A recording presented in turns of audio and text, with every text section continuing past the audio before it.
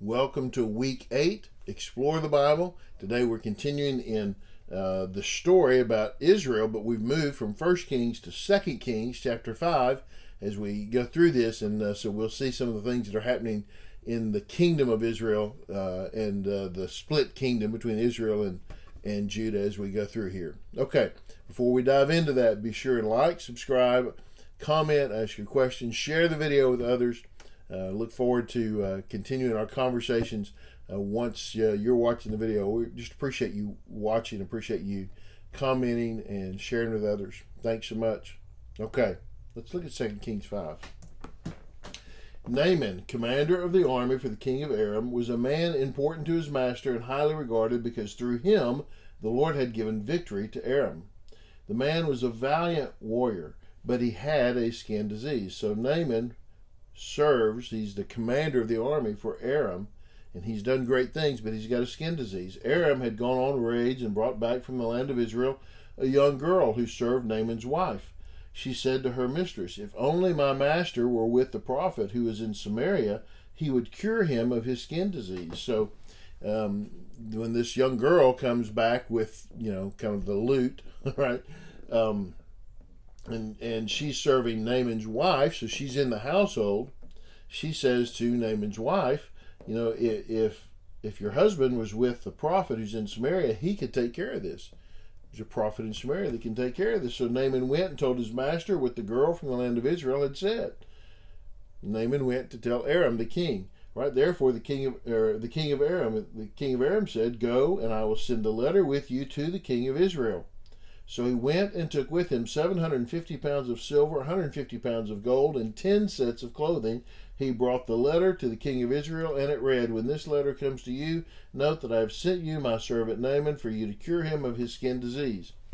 So, here we've got these guys. They're not God followers. They're not God believers, but they're looking for an answer. Naaman needs an answer to the skin disease that he has, and so the king of Aram is more than happy to say, well, I'll send you, we'll send like a kind of an offering kind of a thing, right?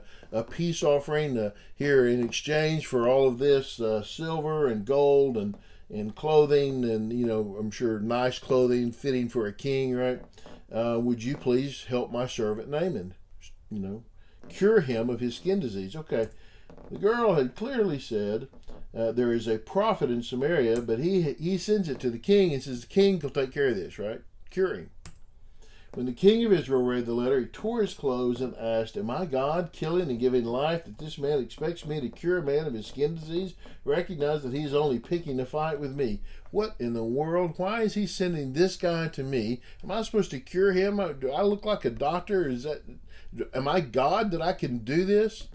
The king of Israel is like, I don't know what he's talking about. I can't take care of this. It's almost like he sends the commander of his army. It's almost like he wants to pick a fight somehow. He's trying to stir me up. When Elisha, the man of God, heard that the king of Israel had torn his clothes, he sent a message to the king. "Why have you torn your clothes? Have him come to me, and he will know there is a prophet in Israel." So Naaman came with his horses and chariots and stood at the door of Elisha's house. So Elisha finds out about this. Wait a minute. This is not a fight. He's not trying to have a war. Just send him to me, right? He needs to know there is a prophet of God, of Yahweh, in Israel. So Elisha sent him a messenger who said, "Go and wash 7 times. So he comes to Elisha's house, and Elisha, here's his instructions, right? "Go wash 7 times in the Jordan. Your skin will be restored, and you will be clean." Here's what you need to do. You need to go to the Jordan River. You need to wash 7 times, and then you'll be good. But Naaman got angry and left, saying, "I was telling myself, he will surely come out and stand and call on the name of the Lord, his God." You see that? His God. "And wave his hand over the place and cure the skin disease." Okay. What I thought was going to happen is he was going to come out here and he was going to, say a prayer, and he was going to wave his hands around over it, and somehow then I was going to be cured. What is this sending me to the river 7 times, right? Aren't Abana and Pharpar, the rivers of Damascus, better than all the waters of Israel? Couldn't I wash in them and be clean? So he turned and left in a rage. Sending me to the Jordan. Man, I could go wash in rivers in Damascus. I don't have to come all this way to wash in the River Jordan. Wash, those rivers are better anyway. Okay, you see this? This is a man of pride, right? A man who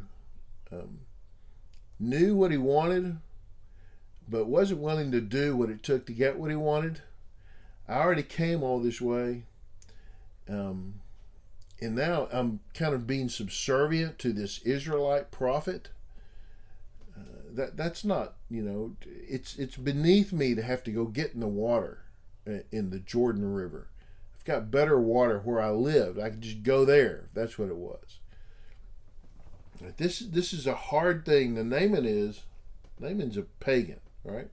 He's not a God believer. That's clear. He says, he's right here, call on the name of the Lord his God. Right? That's what I thought he would do. I'm willing to accept blessings, but I'm not going to demean myself by going into the water 7 times. This makes no sense. Didn't fit what he thought, how he thought it ought to happen. Right? But his servants approached and said to him, "My father, if the prophet had told you to do some great thing, would you not have done it? What if he had told you to go conquer a nation and then you'll be clean? Or what if he had told you to climb a mountain and whatever? I don't know. How much more should you do it when he only tells you wash and be clean?" I mean, all he's saying is just go down there and wash 7 times. It's almost like what can it hurt? You're going to come out and you're going to be wet. Look, there's a chance here. Let's go do it, right? So Naaman went down and dipped himself in the Jordan 7 times, according to the command of the man of God. And then his skin was restored and became like the skin of a small boy, and he was clean. Didn't happen, all right? He goes down and he washes, and he comes out clean.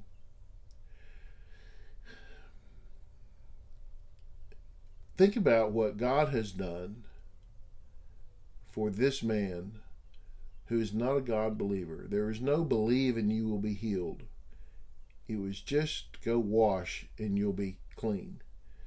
The Lord does not limit his blessings only to those who are his followers. He blesses so many, and he blesses so many through the work of his followers. And you think about what the world would be like, what America would be like, what any country, any nation, what the world as a whole would be like if there were no church, if there were no God followers. Think of all the things that would not be in existence and all the blessings that would not happen. That is hell, okay? Literally, hell is the absence of the presence of God. When God is not there, that's when you're in hell. You think about countries today on around the world, places where you go where there is no church. These people live without the blessings of God, without the blessings that come on to the people of God and then through the people of God. And how horrible that is. Those are hellscapes to live in, literally speaking. Okay, I'm very literal here. Not shocking, just literal. Okay, this is without where God is not, there is no blessing. Naaman was blessed because there was a man of God. Now, he'd gone to his God. He'd talked to his holy people, and they had been no good, no help. And now he comes and he gets blessed because he goes to a man of God. Why would Yahweh do that? Why would the Lord heal a man who's not even a follower and hasn't expressed any interest in being a follower? Right? And then this thought of how God is sovereign to use a little girl who was taken as a prisoner slave. I don't think that's a leap to say that. And she delivers a message of hope, and how he had that hope, but he didn't really. But I want it to be like this. And then that desperation, well, if there's nothing else, you got nothing else, you might as well do this. We're going to see more of that next week, desperation. I just think this is a great story to see the lengths that God will go to reach his people and impact people for the kingdom, and what God is willing to do to win people to salvation. This is really important for us to consider, to think about, to mull over all that God is willing to do to get us to a place where we might know there is a God who is in control, and that God can heal from anything. It never hurts to pray for anybody you want to pray for, right? And the Lord, who knows, the Lord may use that to bring them to faith.